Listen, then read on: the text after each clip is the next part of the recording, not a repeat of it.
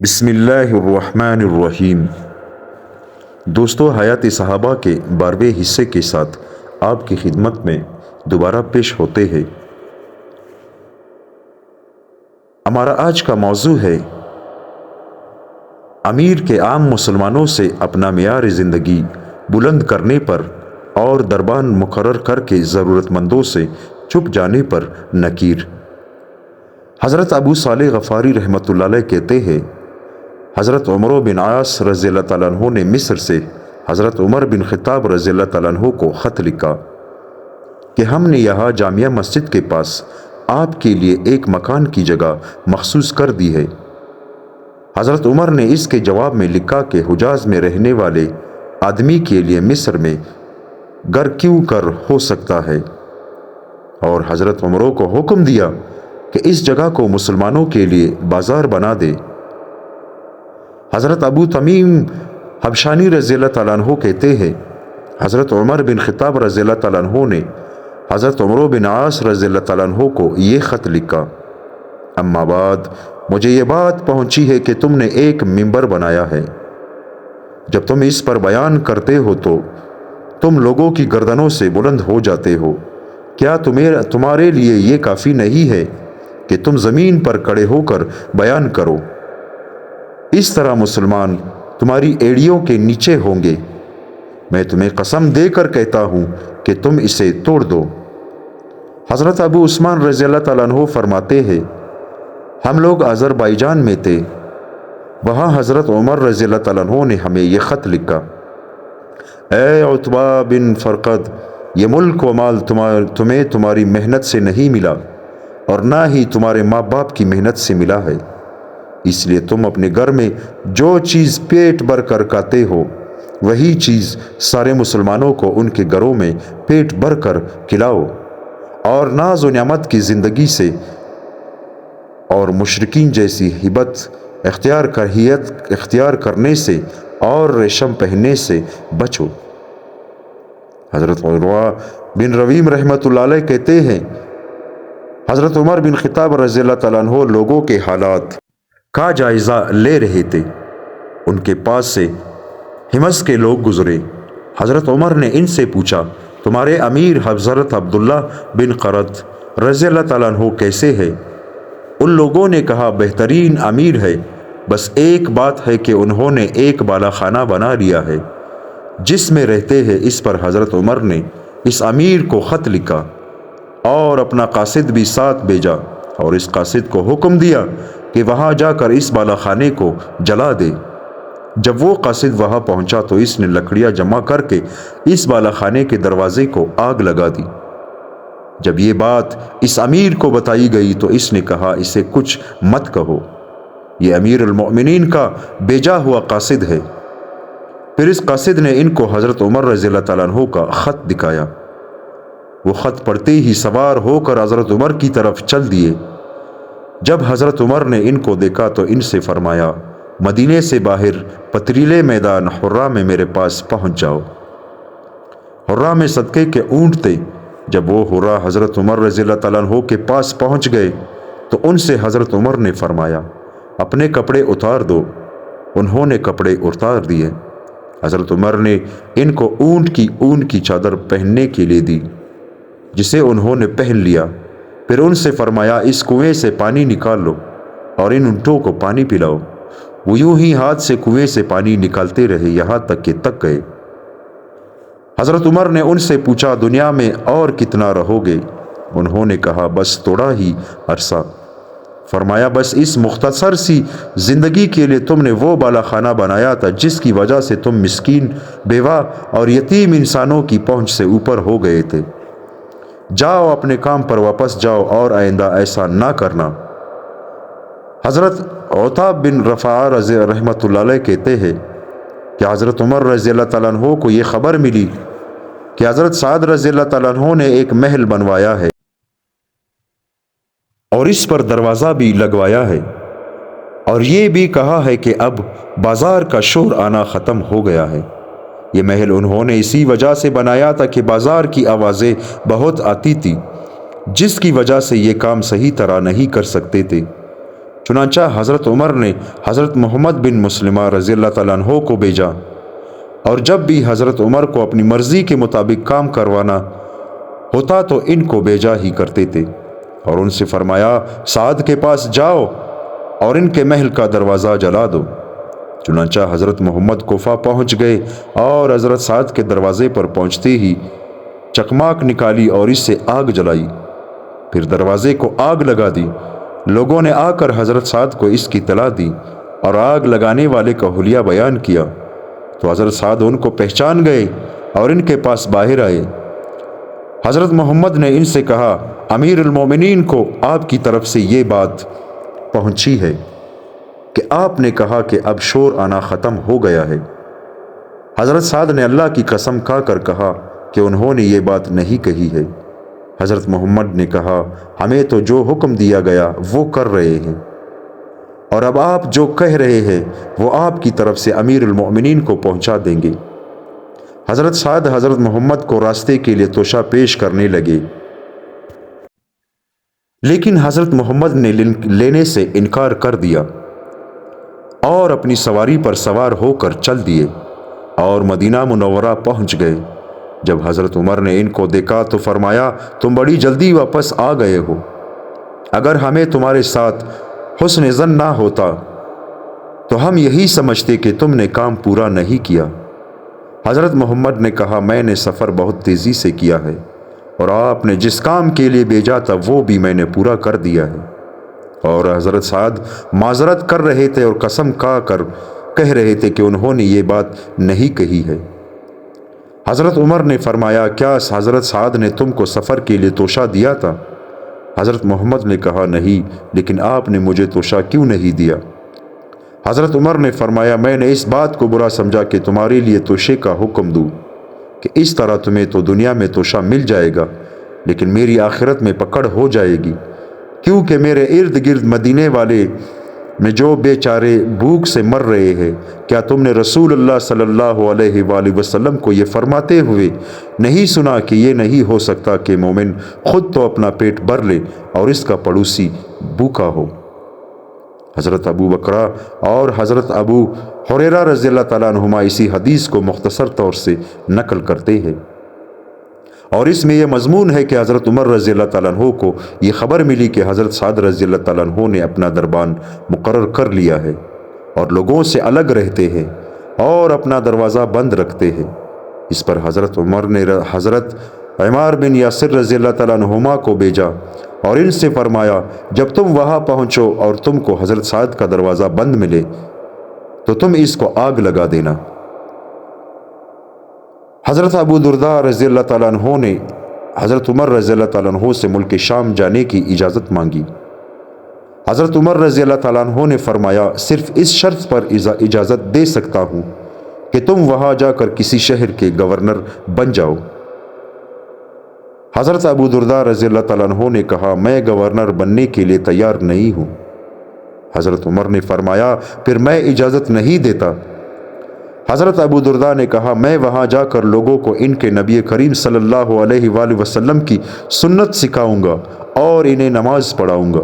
इस पर हज़रत उमर ने इनको इजाज़त दे दी और वो मुल्क शाम चले गए। इसके कुछ अरसे के बाद हज़रत उमर रज़ियल्लाहु ताला अन्हु मुल्क शाम तशरीफ़ ले गए। जब हज़रत सहाबाए कराम के करीब पहुँचे तो हज़रत उमर रज़ियल्लाहु ताला अन्हु रुक गए, यहाँ तक कि शाम हो गई।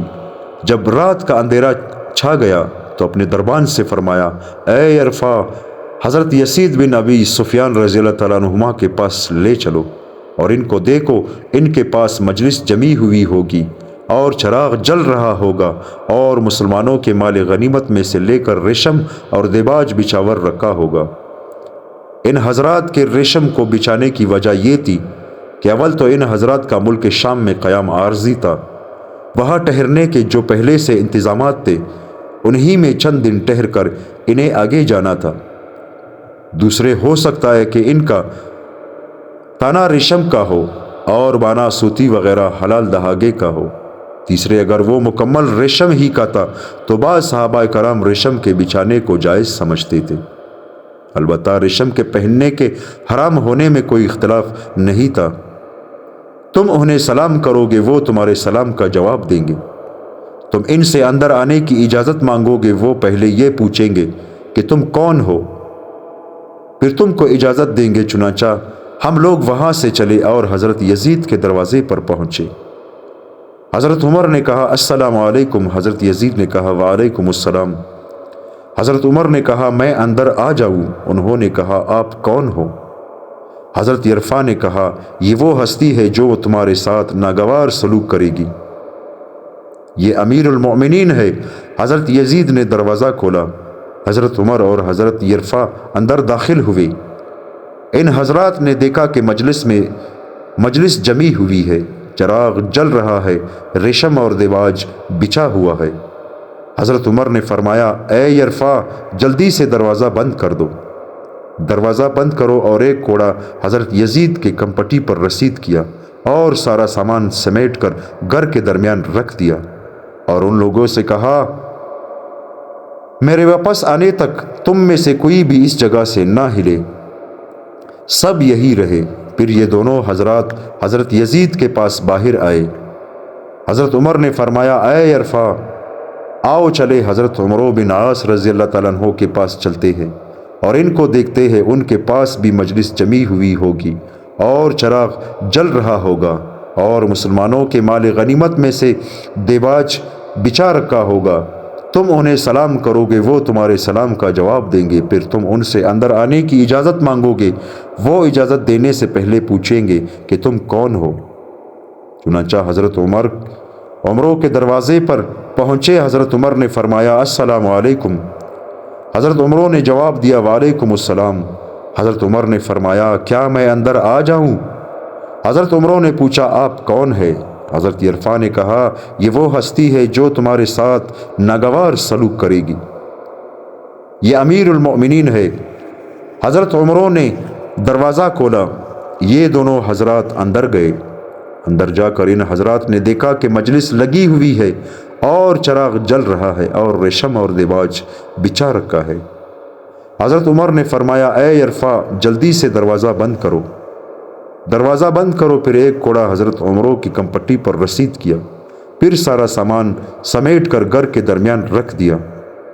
پھر ان لوگوں سے فرمایا میرے واپس آنے تک تم میں سے کوئی بھی اپنی جگہ سے نہ ہلے، سب یہی رہے۔ پھر یہ دونوں حضرات حضرت عمروں کے پاس سے باہر آئے۔ حضرت عمر نے فرمایا اے یرفع آؤ چلے حضرت ابو موسیٰ رضی اللہ تعالیٰ عنہ کے پاس چلتے ہیں اور ان کو دیکھتے ہیں، ان کے پاس مجلس جمی ہوئی ہوگی اور چراغ جل رہا ہوگا اور مسلمانوں کے مال غنیمت میں سے اونی کپڑا بچھا رکھا ہوگا۔ تم ان سے اندر آنے کی اجازت مانگو گے، وہ اجازت دینے سے پہلے معلوم کریں گے کہ تم کون ہو۔ چنانچہ ہم ان کے پاس گئے تو وہاں بھی مجلس جمی ہوئی تھی، چراغ جل رہا تھا اور اونی کپڑا بچھا رکھا تھا۔ حضرت عمر نے ان کی کمپٹی پر ایک کوڑا رسید کیا اور فرمایا اے ابو موسیٰ تم بھی یہاں آ کر بدل گئے ہو اور وہی کر رہے ہو جو دوسرے کر رہے ہیں۔ حضرت ابو موسیٰ نے کہا میں نے تو کم کیا ہے، میرے ساتھیوں نے جو کچھ کر لیا ہے آپ وہ دیکھ ہی چکے ہیں، وہ میرے سے زیادہ ہے، اللہ کی قسم مجھے بھی اتنا ملا جتنا میرے ساتھیوں کو ملا۔ حضرت عمر نے فرمایا پھر یہ کیا ہے؟ انہوں نے کہا کہ مقامی لوگ کہتے ہیں کہ اتنا کرنے سے ہی امارت کا کام ٹھیک چلے گا۔ پھر حضرت عمر رضی اللہ تعالیٰ عنہ نے سارا سامان سمیٹ کر گھر کے بیچ میں رکھ دیا اور ان لوگوں سے فرمایا میرے واپس آنے تک تم میں سے کوئی بھی یہاں سے باہر نہ جائے، سب یہی رہے۔ جب ہم ان کے پاس سے باہر آئے تو حضرت عمر نے فرمایا اے یرفع آؤ ہم اپنے بھائی حضرت ابو درداء کے پاس چلے اور ان کو دیکھے، نہ ان کے ہاں مجلس لگی ہوگی، نہ چراغ ہوگا اور نہ ان کے دروازے کو بند کرنے کی کوئی چیز کنڈی وغیرہ ہوگی، کنکریاں بچھا رکھی ہوگی، پالان کے نیچے ڈالنے والے کمبل کو تکیہ بنا رکھا ہوگا، ان پر پتلی چادر ہوگی جس میں انہیں سردی لگ رہی ہوگی، تم انہیں سلام کرو گے وہ تمہارے سلام کا جواب دیں گے، پھر تم ان سے اندر آنے کی اجازت مانگو گے، وہ یہ معلوم کیے بغیر ہی تم کو اجازت دے دیں گے کہ تم کون ہو۔ چنانچہ ہم دونوں چلے یہاں تک کہ حضرت ابو درداء کے دروازے پر پہنچ کر حضرت عمر نے فرمایا السلام علیکم۔ حضرت ابو درداء نے کہا وعلیکم السلام۔ حضرت عمر نے فرمایا کیا میں اندر آ جاؤں؟ انہوں نے کہا آ جائے۔ حضرت عمر نے دروازے کو دھکا دیا تو اس کی کنڈی نہیں تھی۔ ہم اندر گئے تو کمرے میں اندھیرا تھا۔ حضرت عمر ان کو اندھیرے کی وجہ سے ٹٹولنے لگے، یہاں تک کہ ان کا ہاتھ حضرت ابو درداء کو لگ گیا۔ پھر ان کے تکیوں کو ٹٹولا تو وہ پالان کا کمبل تھا، پھر ان کے بچھونوں کو ٹٹولا تو وہ کنکریاں تھی، پھر ان کے اوپر کے کپڑے کو ٹٹولا تو وہ باریک سی چادر تھی۔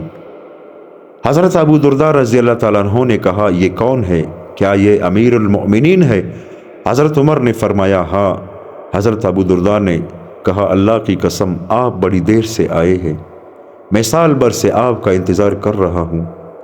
حضرت عمر نے فرمایا اللہ آپ پر رحم فرمائے، کیا میں نے آپ پر وسعت نہیں کی اور کیا میں نے آپ کے ساتھ فلاں فلاں احسان نہیں کیے؟ حضرت ابو درداء نے کہا اے عمر کیا آپ کو وہ حدیث یاد نہیں ہے جو حضور صلی اللہ علیہ وآلہ وسلم نے ہم سے بیان کی تھی؟ حضرت عمر نے پوچھا کون سی حدیث؟ انہوں نے کہا حضور صلی اللہ علیہ وآلہ وسلم نے فرمایا تھا تم میں سے ایک آدمی کے پاس زندگی گزارنے کا اتنا سامان ہونا چاہیے جتنا سوار کے پاس سفر کا توشہ ہوتا ہے۔ حضرت عمر نے فرمایا ہاں یاد ہے۔ حضرت ابو درداء نے کہا اے عمر حضور صلی اللہ علیہ وآلہ وسلم کے بعد ہم نے کیا کیا؟ پھر دونوں ایک دوسرے کو حضور صلی اللہ علیہ وسلم کی باتیں یاد دلا کر صبح تک روتے رہے۔ حضرت ابو صالح غفاری رحمۃ اللہ علیہ کہتے ہیں کہ حضرت عمر بن خطاب رضی اللہ تعالیٰ عنہ نے خدمت کے لیے مدینے کے کنارے میں رہنے والی ایک نابینا عمر رسیدہ بڑھیا تلاش کی تاکہ رات کو اس کا پانی بھر دیا کرے اور اس کے کام کاج کر دیا کرے، لیکن جب حضرت عمر اس کے ہاں گئے تو انہوں نے دیکھا کہ کوئی آدمی ان سے پہلے آ کر خدمت کے سارے کام بڑھیا کے حسب منشا کر چکا ہے۔ حضرت عمر نے کئی مرتبہ کوشش کی لیکن اس آدمی سے پہلے نہ آ سکے، وہی پہلے آ کر تمام کام کر جاتا۔ آخر اس کا پتہ چلانے کے لیے حضرت عمر رضی اللہ تعالیٰ عنہ راستے میں گات لگا کر بیٹھ گئے۔ تھوڑی دیر میں دیکھا کہ حضرت ابو بکر صدیق رضی اللہ تعالیٰ عنہ اس بڑھیا کی خدمت کرنے آ رہے ہیں، اور یہی وہ صاحب ہے جو حضرت عمر رضی اللہ تعالیٰ عنہ سے پہلے آ کر خدمت کر رہے تھے، حالانکہ وہ خلیفہ وقت تھے۔ انہیں دیکھ کر حضرت عمر نے کہا میری عمر کی قسم آپ ہے جو مجھ سے پہلے آ کر اس بڑھیا کی خدمت کر رہے تھے۔ حضرت اوزاعی رحمۃ اللہ علیہ کہتے ہیں حضرت عمر بن خطاب رضی اللہ تعالیٰ عنہ رات کی تاریکی میں باہر نکلے تو حضرت طلحہ رضی اللہ تعالیٰ عنہ کی نظر ان پر پڑی۔ انہوں نے دیکھا کہ حضرت عمر رضی اللہ تعالیٰ عنہ پہلے ایک گھر میں داخل ہوئے، پھر دوسرے گھر میں۔ صبح کو حضرت طلحہ اس گھر میں گئے تو دیکھا کہ گھر میں ایک نابینا اور اپاہج بڑھیا ہے۔ حضرت طلحہ نے پوچھا کیا بات ہے، یہ آدمی تمہارے پاس کس لیے آتا ہے؟ اس بڑھیا نے کہا یہ اتنے عرصے سے یعنی برسوں سے میری دیکھ بھال کر رہے ہیں، میری ضرورت کے کام کر دیتے ہیں اور میرے گھر کے پاخانے وغیرہ تمام چیزوں کی صفائی کر دیتے ہیں۔ اس پر حضرت طلحہ رضی اللہ تعالیٰ عنہ نے کہا اے طلحہ تیری ماں تجھے گم کرے، کیا تم عمر کی لغزشوں کو تلاش کرتے رہو؟ حضرت عبداللہ بن عتبہ بن مسعود رحمۃ اللہ علیہ کہتے ہیں میں نے حضرت عمر بن خطاب رضی اللہ تعالیٰ عنہ کو یہ فرماتے ہوئے سنا کہ حضور صلی اللہ علیہ وآلہ وسلم کے زمانے میں لوگوں کے ساتھ وحی کے مطابق معاملہ کیا جاتا تھا، جس میں بعض دفعہ ان کے چھپے ہوئے کاموں کے مطابق اللہ تعالیٰ فیصلہ کیا کرتے تھے، اور اب وحی کا سلسلہ بند ہو گیا ہے، اب ہم تمہارے ظاہری اعمال کے مطابق معاملہ کریں گے، جو ہمارے سامنے اچھا کرے گا ہم اسے امین سمجھ کر اپنے قریب کریں گے، ہمیں اس کے اندرونی اعمال سے کوئی واسطہ نہیں ہوگا، اس کے اندرونی اعمال کا اللہ ہی محاسبہ فرمائیں گے، اور جو ہمارے سامنے برے کام کرے گا نہ ہم اسے امین سمجھیں گے اور نہ اسے سچا مانیں گے، اگرچہ وہ یہ کہتا رہے کہ اس کا اندرون بہت اچھا ہے۔ حضرت حسن رحمۃ اللہ علیہ کہتے ہیں خلیفہ بننے کے بعد حضرت عمر رضی اللہ تعالیٰ عنہ نے سب سے پہلے جو بیان فرمایا وہ یہ تھا کہ اللہ تعالیٰ کی حمد و ثنا بیان کی۔ اس کے بعد فرمایا، اما بعد، اب میرا تم سے واسطہ پڑ گیا ہے، میری آزمائش تمہارے ذریعے سے ہوگی اور تمہاری میری ذریعے سے، اور میرے دونوں ساتھیوں حضور صلی اللہ علیہ وآلہ وسلم اور حضرت ابو بکر رضی اللہ تعالیٰ عنہ کے بعد مجھے تم لوگوں کا خلیفہ بنا دیا گیا ہے۔ جو ہمارے پاس موجود ہوگا اس سے تو ہم خود معاملہ کر لیں گے، اور جو ہم سے غائب ہوگا اس پر ہم طاقتور اور امانتدار آدمی کو امیر بنائیں گے۔ لہٰذا اب جو شخص اچھی طرح چلے گا اس کے ساتھ ہم اچھا سلوک کریں گے، اور جو غلط چلے گا اسے ہم سزا دیں گے۔ اللہ ہماری اور تمہاری مغفرت فرمائے۔ دوستو، اللہ تعالی ہم سب کو عمل کرنے کی توفیق عطا فرمائے۔ حضرت عمر رضی اللہ تعالیٰ عنہ کا واقعہ آپ کے سامنے بیان ہوا کہ حضرت عمر رضی اللہ تعالیٰ عنہ رات کو ایک نابینا بڑھیا کے پاس جایا کرتا تھا اور اس کے گھر کے سارے کام کاج، یہاں تک کہ اس کے پاخانے کی بھی صفائی کر لیتا تھا، جو کہ حضرت عمر رضی اللہ تعالیٰ عنہ اپنے دور کا خلیفہ تھا، مسلمانوں کا حکمران تھا اس وقت، لیکن پھر بھی اس نے اس بات کو اپنے لیے کم نہ سمجھا کہ میرا ساتھ، یعنی میں ایک امیر ہوں، میں مسلمانوں کا حکمران ہوں، میں ایسا کام کیوں کروں؟ لیکن کیا تھا؟ ان کے دل میں اللہ کا خوف تھا، ان کے دل میں اپنی عوام، اپنی رعایا کا محبت تھا، اور حضور صلی اللہ علیہ وآلہ وسلم کی خوبصورت زندگی ان کے سامنے تھی۔ اللہ تعالی ہم سب کو ان باتوں پر عمل کرنے کی توفیق عطا فرمائے۔ آمین ثم آمین۔